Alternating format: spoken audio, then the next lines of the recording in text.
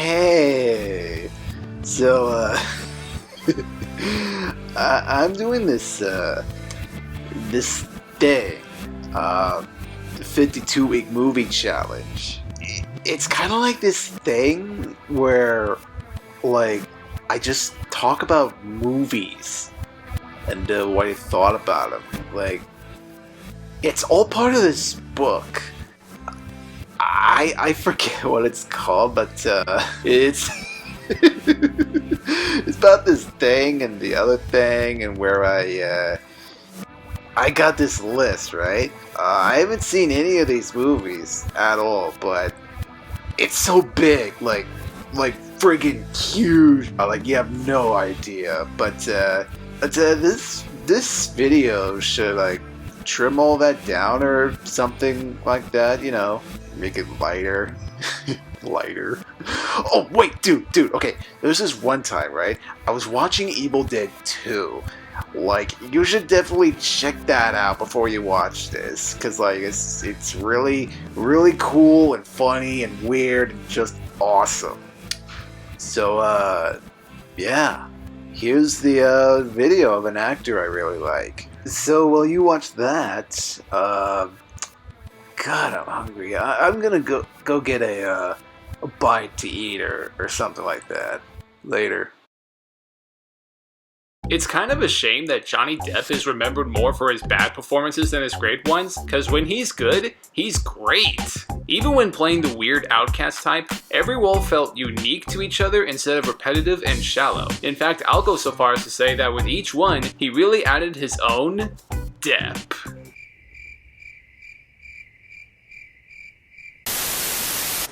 Yeah, well, you know, that's just like your opinion, man.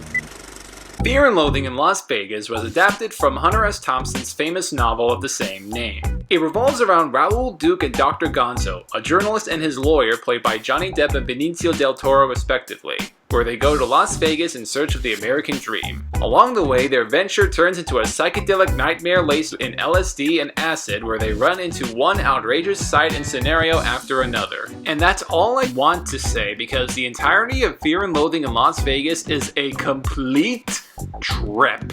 In fact, the film isn't really about a linear plot or even a character learning something positive about themselves at the end of the journey. In fact, it's a sardonic satire of the American dream and lack thereof, as well as a psychedelic descent into antic debauchery. It's a gross, tasteless, and depraved exercise in irresponsible excess. By the same token, it's also thematically audacious, darkly funny, and visually inspired in all its lush grotesquerie. When I watched it for the first time for this review, I remember being taken by director Terry Gilliam's signature off-putting direction, the warped camera work and disorienting editing, and its nihilistic sense of humor. But at the same time, I asked myself, what the hell is that?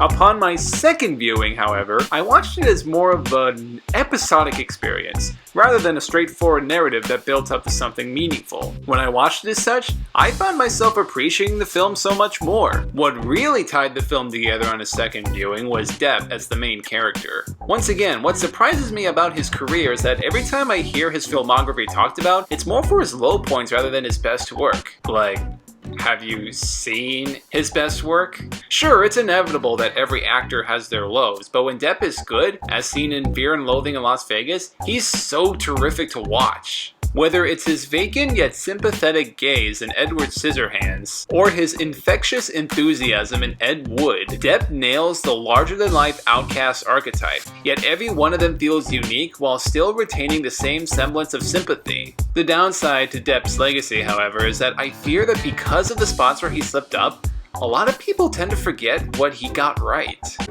I couldn't help but notice you noticing me noticing you. Going back to Depp's performance in Fear and Loathing in Las Vegas, he vividly brings to life an off-putting enigma that's equal parts alienating and engrossing. The ways that Depp emulates Thompson's persona is so detailed and vibrant that I honestly kept forgetting that was Depp in the role, and I think it's for these following reasons. Take his gravely wired voice, for example. This strikes a perfect balance between authoritative integrity and baked insanity. I was right in the middle of a fucking reptile zoo. And somebody was giving booze to these goddamn things. Won't be long now before they tear us to shreds. It'd be so easy for a less conscious actor to go to 11 at every scene, but Depp always lets the inner and outer voices, the integrity and lack thereof respectively, guide the antics, not the other way around. This retains a structured perspective in Duke's observations, and therefore much funnier antics given Depp's effective performance. There's also how Depp adds personality to his character through movement. Take the scene where he checks in. Total coverage. I have my attorney with me, and I realize that his name is not on that list, but we must have that suite.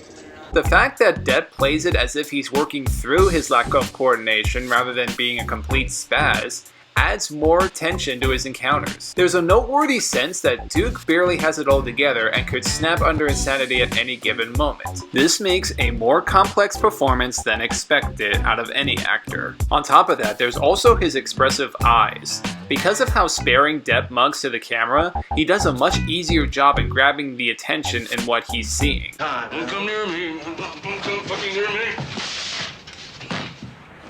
Leave me alone. Hell, the only reason they gave us press passes was to get you out of there, man. Oh, God, what's that?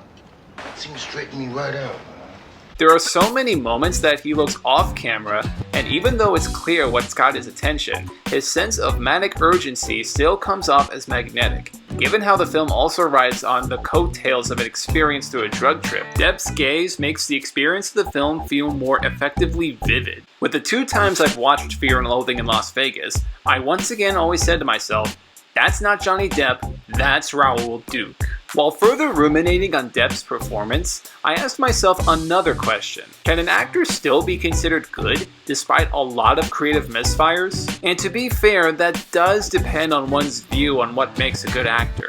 I myself hold the belief that no matter how many bad roles an actor gives, it never takes away from the good that they achieved. There's a similar case within the inverse scenario. Adam Sandler, for example, is a painfully unfunny actor, but also a dramatically talented one. While his juvenile credits for films like Jack and Jill and Just Go With It demonstrate his fascination with the lowest common denominator of comedy, films like Uncut Gems and Punch Drunk Love, however, reveal Sandler's understanding of dark obsession and touching humanity that makes these roles diamonds in the rough that is his career. It just goes to show that on most occasions, a good artist is capable of bad stuff and vice versa. It's all about what they're given and what they can do well. In the case for Depp, he's just any other example of an actor who's simply marvelous at what he does. Even with the Charlie and the Chocolate Factories and Alice in Wonderland Depp has under his belt, that would never take away from the great stuff he did, especially in Fear and Loathing in Las Vegas. As for the film itself, I definitely see myself watching it multiple times for its performances,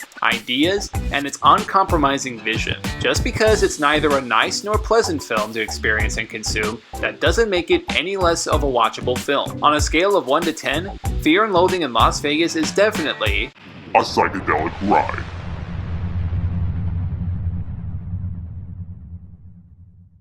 So what's your take on Fear and Loathing in Las Vegas? If you've seen it, let me know your thoughts in the comments below. Also, what's your favorite role from your favorite actor? Hit that like button, subscribe, and ring the bell so you'll know when I post my future videos. You can also find me on Twitter and Instagram at FilmGeekDave. That's all for today, and I'll see you next time when I review a movie remake.